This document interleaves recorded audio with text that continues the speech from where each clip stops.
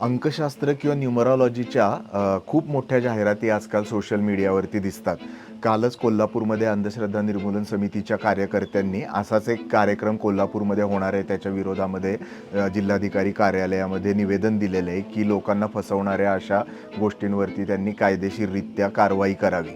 प्रत्यक्षामध्ये न्यूमरॉलॉजी आणि मॅथमॅटिक्स यात पूर्णपणे दोन वेगवेगळ्या गोष्टी आहेत. मॅथमॅटिक्स हे अंकांचं शास्त्र आहे, प्रत्यक्षात ज्याला वैज्ञानिक आधार आहे ते, आणि न्यूमरॉलॉजी हे एक छद्मविज्ञान आहे की जिथे केवळ अंकांच्या नावावरती लोकांना फसवलं जातं. म्हणजे तुमच्या स्वतःसाठी काहीतरी लकी नंबर आहे, गाडीचा लकी नंबर आहे, तुमच्या बँक अकाउंटचा लकी नंबर आहे किंवा तुमच्या नावामध्ये ठराविक गोष्टींमध्ये बदल केला न्यूमरॉलॉजीच्या सल्ल्यामुळं तर तुम्हाला यश मिळेल.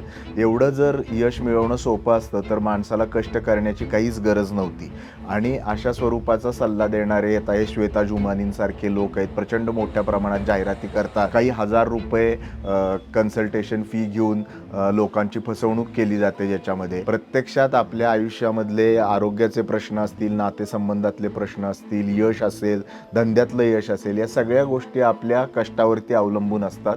आणि जर त्याच्यातून सुद्धा मार्ग निघत नसेल तर परिस्थितीचं आकलन आपण समजून घ्यायला पाहिजे.